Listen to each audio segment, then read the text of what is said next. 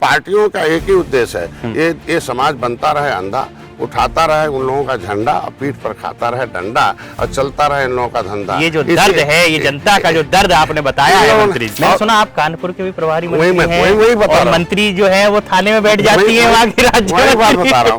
आपने अभी कुछ दिन पहले एक पोस्ट डाली कि जो पढ़ जाएगा तो वो सवाल करने लगेगा, और सवाल करेगा तो फिर राजनीति बंद हो जाएगी। लेदरमैन भर के लोगों को पढ़ाया, सपा भी बर्बाद हो गई। लेदरमैन भर के लोगों को पढ़ाया, देखो भाजपा भी 23-43 सीट आ गई। मंत्री जी के यहाँ से फोन जा रहा है और एक दरोगा ये कह रहा है कि जहाँ कहना वहाँ कह दो, तो ये गलत तो है ये ना? किसके अधीन कार्य कर रहे हैं मंत्री जी? इसके मतलब ऐसे ही लोग वोट खराब कर रहे हैं। आरक्षण कोई भीख नहीं है, आरक्षण इनके पुरखों के बलिदान का परिणाम है, इनके खून का परिणाम है। जब उपचुनाव होता है मुख्यमंत्री जी की नींद उड़ जाती है, और नींद क्यों उड़ती है कि निषाद पार्टी का वर्चस्व इतना कायम हो गया कि उनकी जो सत्ताधारी सीट थी वहां आप जीत गए।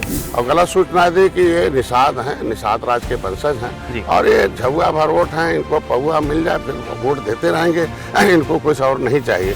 परंतु क्या कुछ कमियां नहीं जो उत्तर प्रदेश सरकार में कैबिनेट मंत्री होने के बावजूद अभी तक मुख्यमंत्री ने इस पर संज्ञान नहीं लिया? वोट जनता डालती नहीं है, डलवाया जाता है कार्यकर्ता के द्वारा। नमस्कार, आप देख रहे हैं सी न्यूज भारत और मैं हूं ऋषभ सक्सेना। आप सभी का बहुत बहुत स्वागत है सी न्यूज भारत के विशेष कार्यक्रम संवाद में। इस संवाद कार्यक्रम में आज हम आपको रूबरू कराएंगे उत्तर प्रदेश के बहुत ही लोकप्रिय, चर्चित और जन मुद्दों को उठाने वाले उत्तर प्रदेश सरकार के कद्दावर कैबिनेट मंत्री डॉक्टर संजय निषाद जी से। सर, डॉक्टर संजय निषाद जी, बहुत बहुत स्वागत है आपका सी न्यूज भारत के विशेष कार्यक्रम संवाद में। नमस्कार आपकी टीम को, आपके चैनल के सभी श्रोताओं को।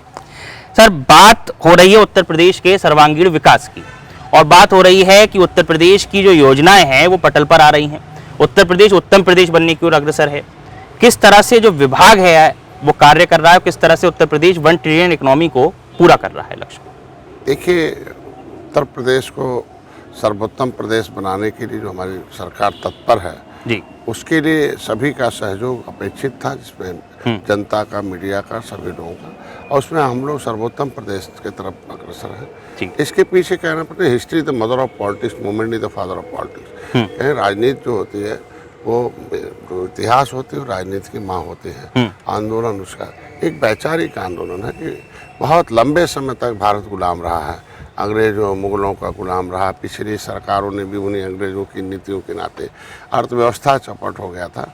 इसीलिए जिस देश की, प्रदेश की अर्थव्यवस्था न हो वो कौन सी व्यवस्था दे सकता है? तो सबसे पहले व्यवस्था में जो हमारा रेवेन्यू लॉस था उसे सरप्लस करने के लिए सारी व्यवस्थाएं हुई, और हर क्षेत्र में कोई ऐसा रोडवेज, रेलवेज, एयरवेज, वाटरवेज जो है उसमें मतलब मत्स्य विभाग जैसे उपेक्षित विभाग जो था वो भी धरातल पर लाया गया। और आज के दिन 1 ट्रिलियन इकोनॉमिक में हमारे विभाग का 27% का ग्रोथ है, कृषि और हम। तो ये इस तरीके से कहा जा सकता है कि जो उपेक्षित विभाग थे उसमें भी लोगों की नीतियों में बदलाव लाकर, और लोगों से जुड़े लोग, उन विभागों से जुड़े लोग जो एंटरप्रेन्योर थे, मत्स्यपालक थे, या जो भी अधिकारी कर्मचारी थे, जो भी उसमें लाभार्थी थे, सबको एक्टिव करना, मतलब लोगों के अंदर एक सोच पैदा की गई कि आप विकसित करोगे तो प्रदेश विकसित करेगा। उसमें लोगों ने अपना भरपूर सहयोग दिया और प्रदेश को विकसित करने में। मंत्री जी, आपकी जो छवि है बड़ी लोकप्रिय छवि मानी जाती है, और इसलिए लोकप्रिय मानी जाती है क्योंकि आप जन मुद्दे उठाते हैं। एक समाज को आप बिलोंग करते हैं, निषाद समाज, उसके आप मुद्दे उठाते हैं। सर्वप्रथम जब आपने मुद्दा उठाया तो आपने मुद्दा उठाया कि 5% नौकरी में आरक्षण मिलना चाहिए। उसके बाद जब आप सत्ता में काबिज होते हैं तो आप मुद्दा उठाते हैं कि ओबीसी से इसको अनुसूचित जाति में तब्दील कर देना चाहिए। परंतु क्या कुछ कमियां नहीं जो उत्तर प्रदेश सरकार में कैबिनेट मंत्री होने के बावजूद अभी तक मुख्यमंत्री ने इस पर संज्ञान नहीं लिया?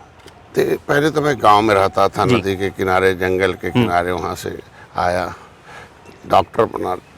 जैसे जैसे जानकारी होती है आदमी वैसे ही कदम रखता है। कहते हैं कि collection the information, the development of the knowledge, the development of the knowledge the decide the wrong and right. इसलिए अगर जितनी ज़्यादा जानकारी जिसको होगी उतना ही सही गलत का फैसला लेगा, उतना ही बुद्धिमान होगा।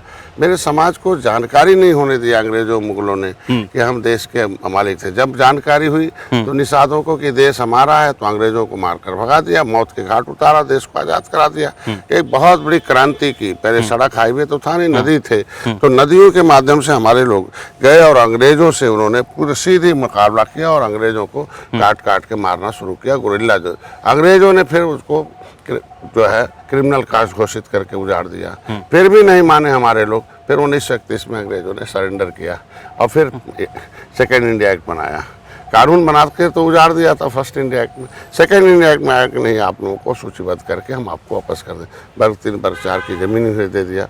फिर उसी समय रिजर्वेशन पॉलिसी लागू की और उस समय एक सूची बनी, इसका नाम शेड्यूल्ड कास्ट और शेड्यूल्ड ट्राइब बनी। और फिर क्रिमिनल कास्ट की भी सूची बनी, कौन सी जातियां हैं जो क्रिमिनल कास्ट घोषित किया गया, उनकी जमीन जायदाद छीना गया है। तो ऐसे निषाद सहित 193 जातियां उत्तर प्रदेश में हैं। 578 जातियां पूरे देश में जो क्रिमिनल कास्ट से प्रभावित जाती हैं, जिन्हें अंग्रेजों ने उजाड़ दिया। तो उन्होंने कहा भाई अब आपको सरकार के पैसे से पढ़ाया जाएगा, सरकारी नौकरी दी जाएगी, आपकी बहन बेटियों की इज्जत और जमीन जायदाद जो भी होगा अब अनुसूचित जाति अत्याचार निवारण अधिनियम से अंग्रेजी क्यों न हो, वो अगर आपको कोई अत्याचार करता वो भी जाएगा जेल, नहीं होगा बेल।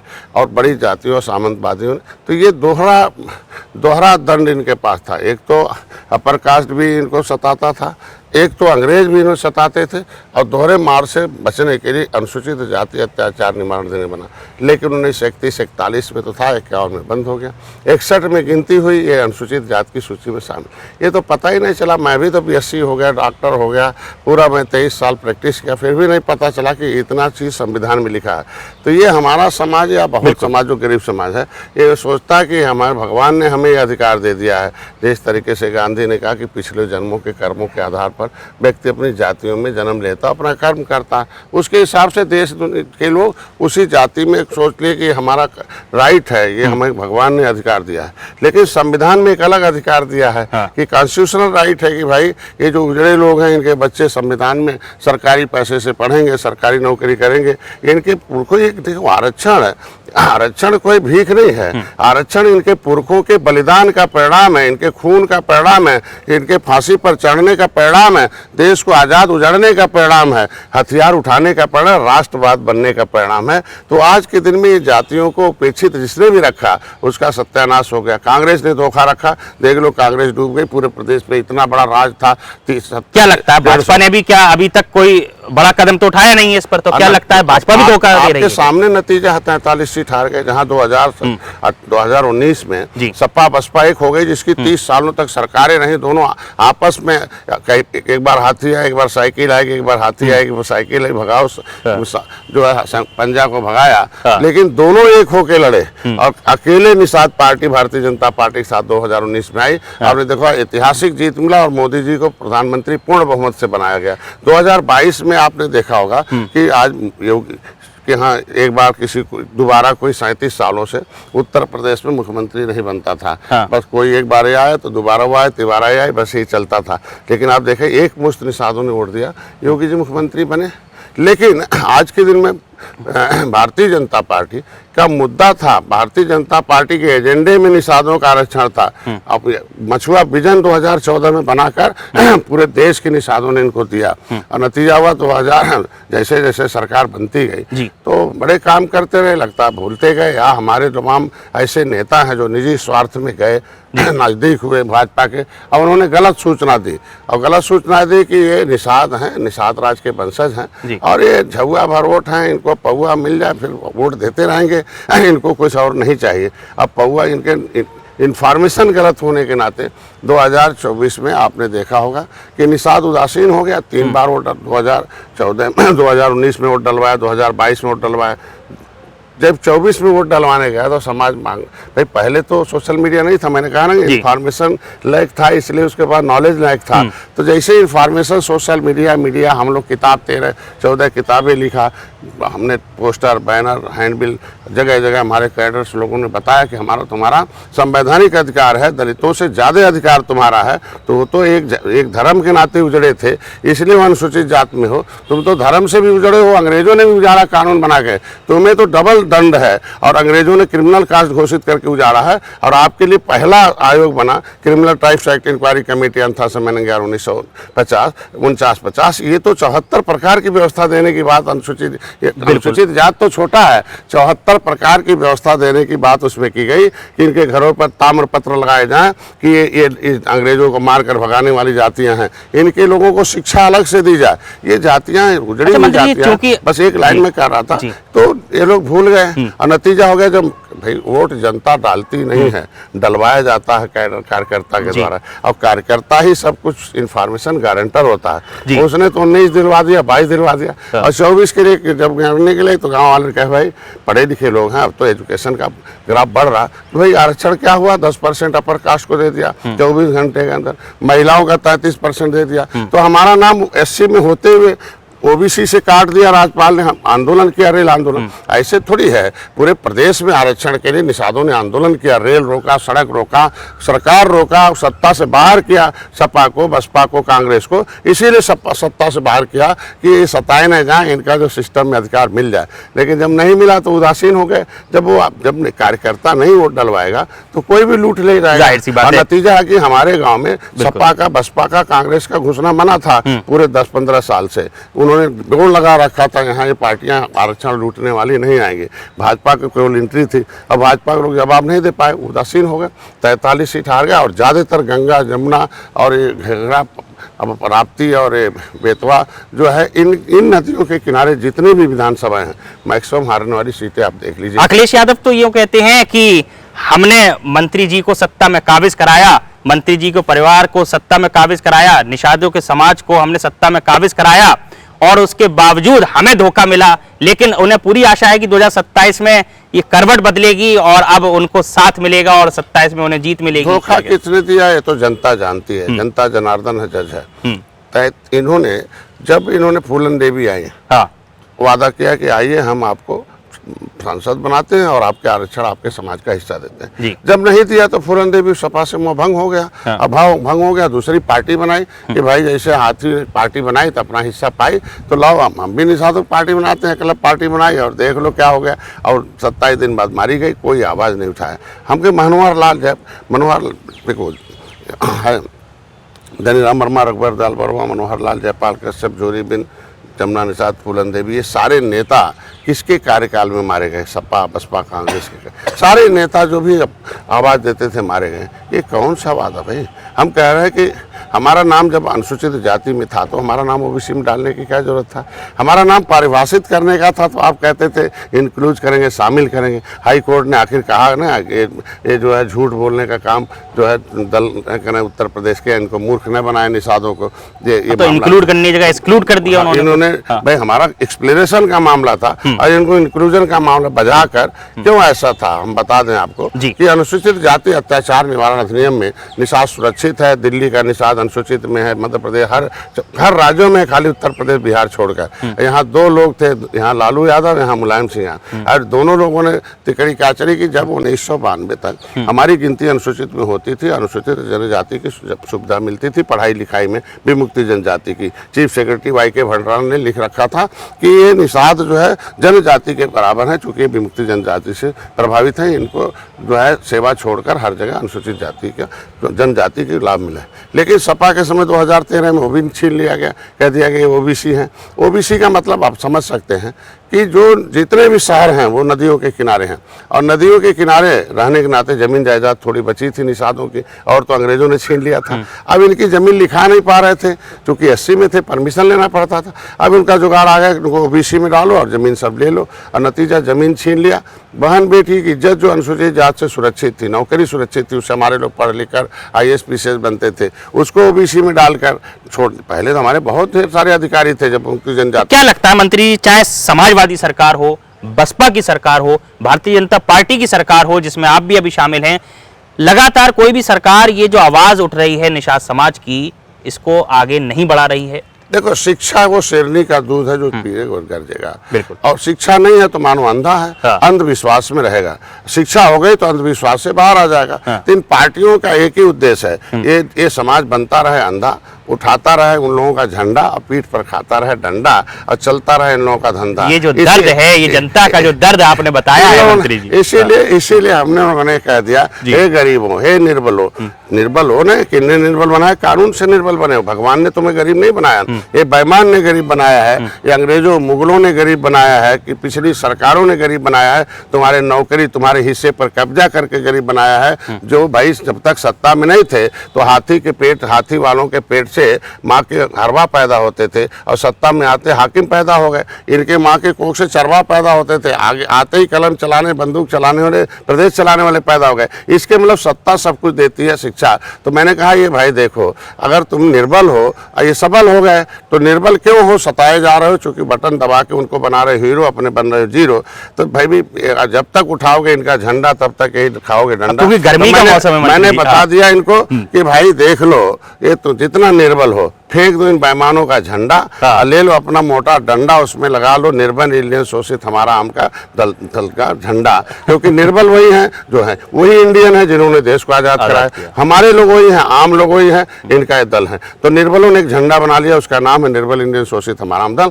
इन्होंने तय कर लिया कि मैंने कहा भाई ले लो डंडा, उसमें लगाओ निर्बल इंडियन शोषित हमारा आम दल का झंडा, अब मत बनवा बंदा और मत खाओ पीठ पर डंडा, अब बंद कराओ इन लोगों का धंधा। और देख लो बटन छूना बंद हो गया, कांग्रेस और हाथी बड़ा झटका हो गया, पंजा और हाथी साफ, और साइकिल हो गई हाफ, और भाजपा हो गई साथ। ये चल रहा है देश में। तो आज के दिन लेकिन भाजपा साथ होने के बावजूद कार्य नहीं हो पा रहा। मंत्री जी, गर्मी का मौसम है और चूंकि देखिए उमस भी हो रही है और राजनीतिक जो पारा है वो भी चढ़ा हुआ है। आपने अभी कुछ दिन पहले एक पोस्ट डाली कि जो पड़ जाएगा तो वो सवाल करने लगेगा, और सवाल करेगा तो फिर राजनीति बंद हो जाएगी। तो ये सवाल जो थे ये कहाँ के लिए थे और ये राजनीति किसके लिए थी? अभी आज के दिन में दलित तो कभी स्कूल में जा नहीं पाता था, हाँ। पढ़ने लगा ना, तो पढ़ने लगा, सवाल करने लगा, उसका हिस्सा लोगों ने लिख के दे दिया कि भाई संविधान में लिखा है कि शिक्षा फ्री में मिलेगा, कि इनके बच्चे पढ़ने जाएंगे सरकारी, भाई उसमें लिखा अनुसूचित जात के बच्चे सरकारी पैसे से पढ़ेंगे और सरकारी नौकरी करेंगे, और हर एक स्कूल में 23% रिजर्व है। आप समझ सकते हैं कि एकेडमिक शिक्षा में भी अनुसूचित जात की सीट रिजर्व है, वहाँ भी है, फीस नहीं लगेगा, वहाँ सरकार उनको देगी। इनका वजीफा दिल्ली से आता है, कहीं नहीं, जितने लड़के पढ़ते उतना 100% वजीफा आता है। इनके बच्चे सरकारी पैसे से पढ़ेंगे और सरकारी खजाना हर महीना लेके आएंगे, खाना भी उसी से खाएंगे, कपड़ा भी पहनेंगे, बस्ता उसी से होगा, पढ़ के अधिकारी कर। हर जिले में कोचिंग सेंटर है अनुसूचित जाति के, उसमें मतलब नीचे सूचित किया जाएगा। जो जातियां अंग्रेजों से उजड़ी, मुगलों से उजड़ी है, उनको सूचित किया जाएगा कि चमड़े का काम करने वाले को चमार भाई, कपड़ा धोने वाले को धोबी भाई, और जो अंग्रेजों को मौत के घाट उतारने वाले हैं वो भगवान राम को पार उतारने वाले हो केवट मल्ला मझवार हैं, कश्यप कहाँ तुरैया हैं, जो उनको खाना दिया उन्होंने अंग्रेजों ने उजाड़ दिया। जो प्रजापति कुमार जो है वो जो शिल्पकार हैं, भर राजभर तरमाली पासी हैं, ये सारी जातियों को अनुसूचित जात में 66 समूह है इंक्लूड किया गया, और उसमें लिखा गया इनके बच्चे जब भी पढ़ने जाएंगे खजाना पाएंगे, थोड़ा और बड़े होंगे तो हर जिले में सरकार के पैसे से करोड़ों रुपया देकर कोचिंग सेंटर खोला गया, उसमें पढ़ेंगे, अधिकारी कर्मचारी बनेंगे। तो खाली लेदरमैन के लिए है, अदरमैन क्या करेगा, भजन गाएगा, उनके बेटे ननकूराम बन के घूमेंगे, खाली लेदरमैन के बना दिया है। लेदरमैन का काम किया, कांग्रेस सत्यानाश हो गई। लेदरमैन भर के लोगों को पढ़ाया, सपा भी बर्बाद हो गई। लेदरमैन भर के लोगों को पढ़ाया, देखो भाजपा भी 23-43 सीट आ गए। अदरमैन के लोगों की चिंता करो कि 66 समूह में है क्या। जब भारतीय जनता पार्टी ने उत्तराखंड में लिख दिया कि शिल्पकार जाति ने जातियों का समूह है, तो उत्तर प्रदेश में भी लिखा है मझवार जाति ने जातियों का समूह है। ये जो आपकी बेवाकी है, जिस बेवाकी से आप बात करते हैं, जिस बाहुबल से आप बात करते हैं, ये बड़ा ही लोकप्रिय होता है। लोकप्रिय इसलिए भी है और सवाल इसलिए हो रहा है इस पर। आपने भी बात करी कि फंड आते हैं पर लोगों तक शायद वो चीज नहीं पहुंच पा रही, तो कहीं ना कहीं जो सरकारी योजना बनती है वो बन रही है, लेकिन जो पटल पर लाना जो ब्यूरोक्रेट्स का काम है, जो अधिकारियों का काम है, और आप लगातार अधिकारियों की कार्यशैली पर सवाल उठाते रहे हैं।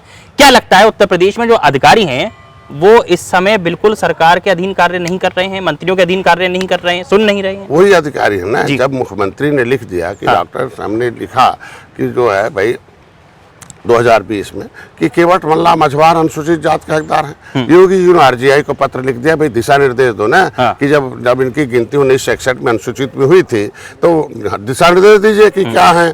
तो आरजीआई ने दिशा निर्देश न देकर वो भेज दिया सामाजिक न्याय मंत्रालय को। अरे यार, यू आर राइट में तुम्हारे है कि कौन, जब उसी सेंसस मैनुअल 1961 के आधार पर कि उत्तरा दक्षिणा मोची अहिरवार गहिरवार चमार है, रजक बेटा कनौजिया धोबी है, तो केवट मल्ला मझवार है लिखा हुआ है, कश्यप कहार तुरैया लिखा हुआ है, उसमें लिखा प्रजापति कुम्हार जो है तेरी बढ़ई लोहार शिल्पकार है, उसमें भर लिखा तारमा। तो भाई लेदरमैन के लिए तो उसी के आधार पर आप दे रहे हो, उत्तरा दक्षिणा मोची अहिरवार गहिरवार जो भी टाइटल लिखे। निषादों को क्यों रोक रहे हो? क्योंकि बेईमान लोगों ने ओबीसी में डाल दिया। जब लिख दिया सुप्रीम कोर्ट ने no any high power the state government high court in the matter of SC/ST, तो ये मामले आते गलत गैर संवैधानिक है, और गैर संवैधानिक ओबीसी में डाल दिया। राज्यपाल ने लिख दिया 31 दिसंबर 2016 को कि केवट मल्ला को 12 नंबर से निकाल दो, कश्यप कहार को निकाल दो, बिंद भर राजभर को निकाल दो, नई सूची बनाओ। धारा 13 में राज्यपाल को पावर है। Uttar Pradesh public service commission reservation SC/ST OBC के, उत्तर प्रदेश दिल्ली के अधिनियम में सुरक्षित है। उत्तर प्रदेश के अधिनियम नया बनाकर इनको अधिकार छीन लिया गया, इनको ओबीसी में डाल दिया। जब राज्यपाल ने निकाल दिया कि नई सूची बना दो और ये अनुसूचित जात के हकदार हैं, तो जो राज्यपाल से बड़ा कौन होता है भाई? राष्ट्रपति से बड़ा कौन होता है? जब वो हाई कोर्ट के चीफ जस्टिस को है, तो जब दोनों ऑर्डर कर दिया, दिल्ली का अधिनियम अनुसूचित है, उत्तर प्रदेश का अधिनियम अनुसूचित है, तो 18% आबादी निषादों की है। अगर छोड़ दिया जाए प्रजापति भर राजभर को, तो इनका हिस्सा हाथी को क्यों खिला रहे हैं इतना डर के मारे? ये अधिकारी ही हैं, आज दोबारा है। 18% वोट बहुत अधिक होता है ना, तो ये क्यों? ये मानते ही अधिकारियों की वजह से अधिकारी ही तो सरकार का नतीजा, अधिकारी ही तो फाइल बना के देगा मुख्यमंत्री को। अधिकारी ने कह दिया ना कि उत्तरा दक्षिणा मोची अहिरवार। लोकसभा का चुनाव में अधिकारी की वजह से हार हुई। हम कह रहे हैं आज के दिन में उत्तराखंड में लिख दिया कि केवल शिल्पकार जाति नहीं जातियों का समूह है, प्रजापति और कुम्हार जो है ये पिछड़ी नहीं अनुसूचित है। तो उत्तर प्रदेश में अधिकारी को लिखने में क्या जाता है? अगर लिख दे तो अभी 37% अति पिछड़ी जातियां जो ओबीसी में फालतू पड़ी हुई हैं उसकी रिबूट करें ना। आप उत्तर प्रदेश में पुलिस की कार्यप्रणाली पर भी सवाल करते हैं। अभी इसीलिए आवाज उठा कि ओबीसी से नाम, ये जो अति पिछड़ी जातियां हैं भाई, मछुआरों का नाम ओबीसी से खारिज करो और अनुसूचित जात का प्रमाण पत्र जारी करो। ये दरवाजे जा रहा है, अभी विधायकों के यहाँ भी जाएगा, सांसद के यहाँ भी जाएगा। ये जातियां अब पहले देखो भाई, पहले यह जो है जब इंफॉर्मेशन नहीं था, सोशल मीडिया नहीं था, खाली प्रिंट मीडिया था और इलेक्ट्रॉनिक मीडिया था, वो भी कैद मीडिया था पिछली सरकारों को। अब सोशल मीडिया आ गई है, वो जगह जगह इंफॉर्मेशन गांव-गांव पहुंच रहा है। तब सोशल मीडिया नहीं था, तब वह राष्ट्रवादी ने पार्टी थी कांग्रेस, लेकिन पता चला ये तो तुष्टीकरणवादी है। जब सोशल मीडिया नहीं था तब ये जो है पिछड़ों के नेता थे और दलितों की नेता थी, लेकिन जैसे सोशल मीडिया आ गया तो आगे वो तो दौलत की नेता हैं, अरे सैफई के नेता हैं। अब सोशल मीडिया कह रहा है अरे ये तो अधिकार अपर कास्ट का 10% दे दिया, महिलाओं का दे दिया। हम निषादों को क्यों मूर्ख बनाया जा रहा भाई? जब योगी जी जगह जगह अपना धरना देते थे हमारे लिए, जब वो सदन में थे आवाज़ उठाते थे कि निषाद अनुसूचित जाति में है, पिछली सरकार बेईमान है, वो लिखे सदन में बोले दर्जन बार कि सपा और कांग्रेस बेईमान है, इनको नहीं दे रही निषादों का हिस्सा। अब आप खुद मुख्यमंत्री हैं, खुद दिल्ली में आपकी सरकार है, क्यों नहीं कर देते? तो ये तो मुख्यमंत्री जी से सवाल है। नहीं, ये तो पब्लिक अब वो चल रहा है ना सोशल मीडिया पर, तो अब ये तो अधिकारी जाने ना, अधिकारी तो बताएंगे ना, सूचना विभाग तो बताए ना कि माननीय मुख्यमंत्री जी ये चल रहा है और इसका जवाब यही है। अच्छा मंत्री जी, एक चर्चा होती है, बड़ा मतलब गोपनीय सवाल भी है, वो है जब उपचुनाव होता है मुख्यमंत्री जी की नींद उड़ जाती है। और नींद क्यों उड़ती है कि निषाद पार्टी का वर्चस्व इतना कायम हो गया कि उनकी जो सत्ताधारी सीट थी वहां आप जीत गए। तो क्या लगता है, ये मतलब चर्चा जो है ये बड़ी आम है, क्या लगता है मतलब ऐसा हुआ था कि मुख्यमंत्री जी की एकदम से नींद उड़ गई, फिर आप संपर्क किया, फिर आप बाद में शामिल हुए, क्या हुआ? देखिए ये जो राजनीति है, देखो राजनीति में एक अभिभावक की आवश्यकता है। Politics nothing else, only one the guardianship of the public finance and public future, and as per constitution safeguard provide the all of country and development of country। ये काम है, चार काम है कि देश को विकसित करना, सुरक्षित करना, जनता के पैसे और जनता का भविष्य सुधारना। एक अभिभावक है। कैसा अभिभावक भाई? वो तलवार लेके आया गर्दन पर, धर्म बदल दिया, तोप लेके आया, धर्म बदल दिया, 750 वर्ष वो राज किया। एक अभिभावक है कांग्रेस, वो खाली लेदरमैन और मिल्कमैन के लिए काम किया, बाकी अदरमैन घूम रहे हैं आज के दिन में। तो आज मोदी जी अभिभावक हैं, देख रहे हैं, इसीलिए मेरा समाज धैर्य से देख रहा कि भाई आज के दिन में 2017 में एक मुश्त निषादों ने वोट दबाना बंद कर दिया कांग्रेस को। मैंने बताया ना, जब तक निषाद कांग्रेस का बटन दबा रहा था तो हीरो निषाद हीरो बनाता, साइकिल का बटन दबा रहा हीरो, हाथी का दबा रहा था हीरो, आज ऐसे छूना बंद कर दिया, जीरो हो गए। भारतीय जनता पार्टी 2017 में चुनाव लड़ा, इनके खिलाफ था सपा बसपा कांग्रेस, आप देखे होंगे कि सब जीरो हो गए थे उत्तर प्रदेश में। और 2018 का उपचुनाव जो आपने बताया, सपा हमारे संपर्क में आई, 4 पार्टी चुनाव लड़ी, piece party, Nishad party, Bahujan Samaj party, है समाजवादी। पीस पार्टी तो शायद आपके साथ हमारे साथ पहले से थी, बहुजन समाज पार्टी आ गई, सपा के कैंडिडेट हो गए और कैंडिडेट हमारा हो गया, सिंबल उनका हो गया। वोट सभी लोगों ने मिलकर गोरखपुर में इकट्ठा हुआ कि भाई दलित, शोषित, पिछड़े, अल्पसंख्यक सब मिलोगे, सबकी समस्या है, सब लोग एक हो जाए। सब एक हो गए, गोरखपुर में एक ऐतिहासिक जीत हुई। अब सपा हल्ला करने लगे कि नहीं हमने जिता दिया, हमने जिता दिया। तो अब पहले क्यों नहीं जीत गए, अब क्यों नहीं जीत जाते हैं? यही है कि 27 की रणनीति क्या होगी? अब वो सोचे ना, तो आज के दिन में भाजपा तो 1 साल से हमारे पीछे पड़ी थी। बात समझ, सपा की गलती है कि उन्होंने जो वादा किया था सीट देने का हमें और डॉक्टर अयूब को, दोनों छोड़कर पूरा हारना उन्हें पसंद रहा प्रदेश में। लेकिन कहा यह जाता है कि भाजपा की नींद आपने उड़ा दी थी। नहीं, ये तो देखो सबकी नींद उड़ी है, आज भी उड़ी है।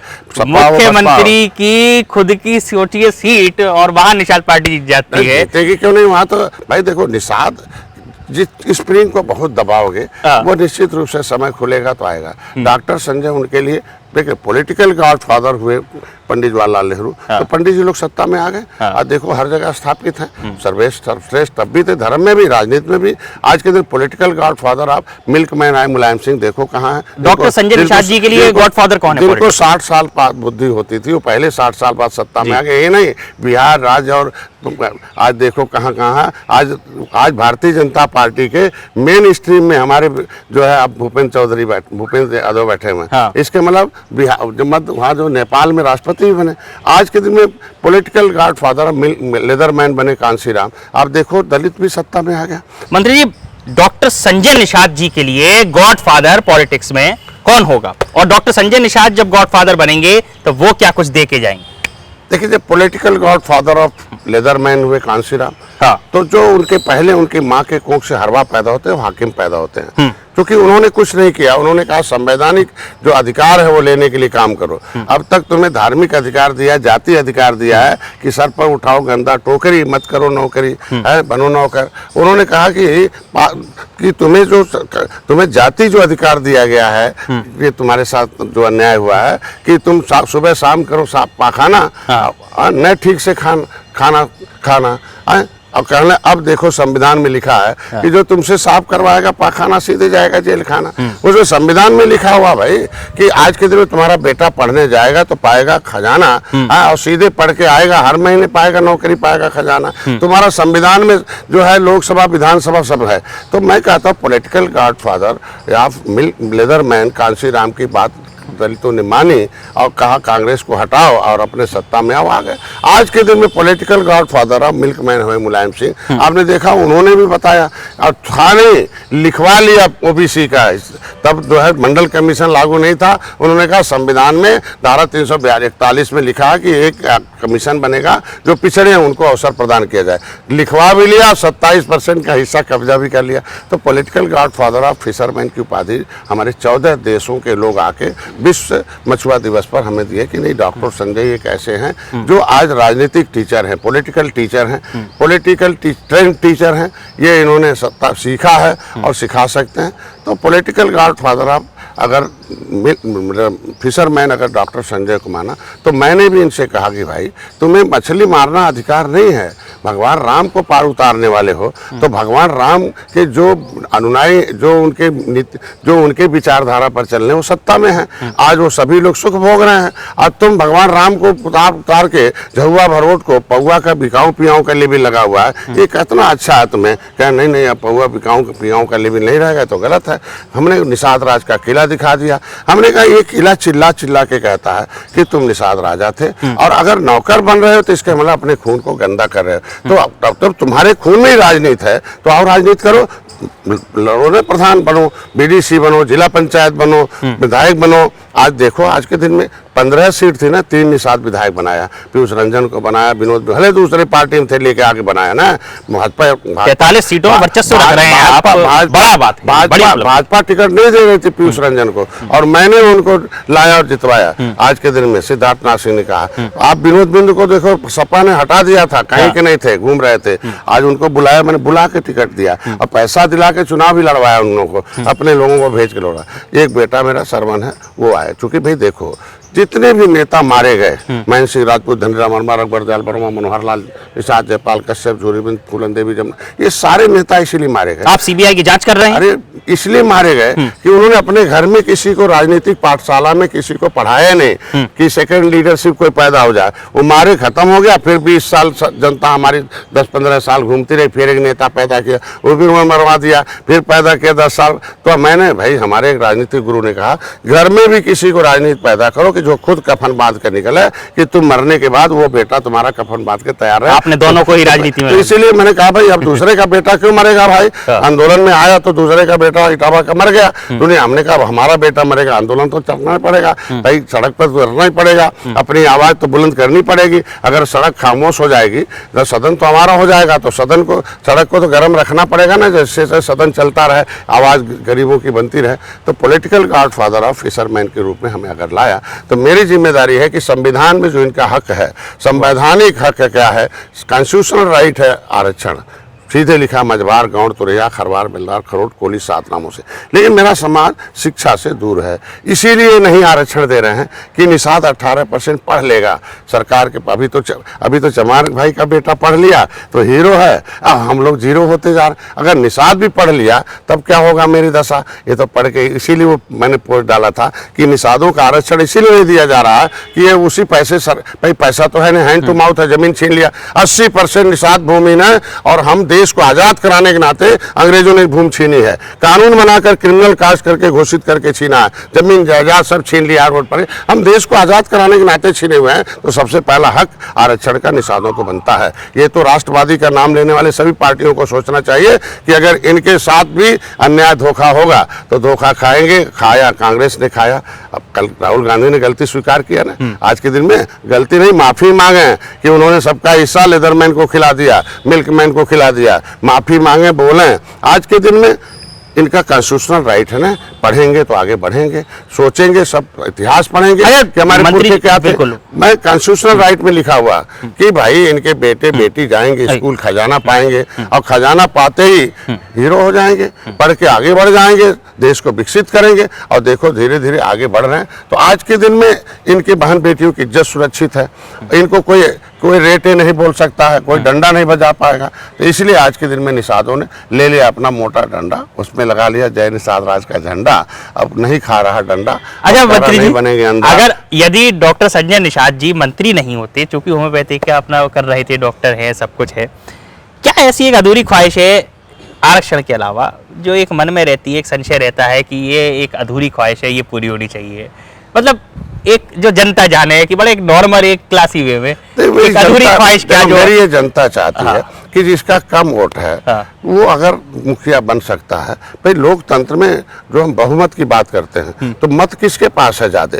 अगर मत देश आजाद कराने वाली जातियां हैं, निषाद देश को आजाद कराया, अंग्रेजों को मार कर भगाया, संविधान बनवाया है, तो निषाद के बेटे को, निषादों को नेतृत्व में जगह क्यों नहीं दिया जाता है? आज के दिन में 70 साल से पहले देखिए यार, डॉक्टर साहब को मैं भारतीय जनता पार्टी को धन्यवाद दूंगा, माननीय मोदी जी को, योगी जी को, या कि कभी त्रेता में भगवान राम को निषाद राज को भगवान राम ने गले लगाया था, और उन्होंने सेना दे के रावण को खत्म किया था, राम राज आया था।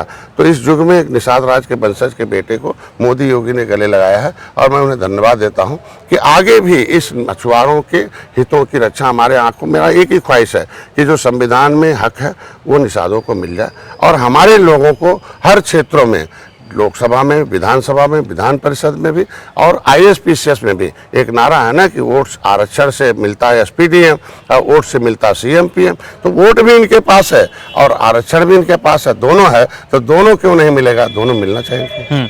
एक आखिरी सवाल मंत्री जी, क्योंकि इतनी सारी बातें हो गई, आपने इतनी संक्षिप्तता में बताया हर एक चीज, एक वो किस्सा जो आपके जहन में हो जिसका आप जिक्र करें राजनीति से परे, क्योंकि मैंने एक सवाल पूछा था कि एक ऐसी अधूरी ख्वाहिश जो अधूरी रह गई हो आप पूरा करना चाहते हो, कुछ भी हो सकता है, आप दुबई घूमना चाहते हो, कहीं हो, कुछ ऐसा हो, एक ऐसी चीज जो आप एक अवलोकन करना चाहे, कुछ एक ऐसा मुद्दा देखो जो बड़ा ही रोचक हो, जो लोगों को जानना चाहिए।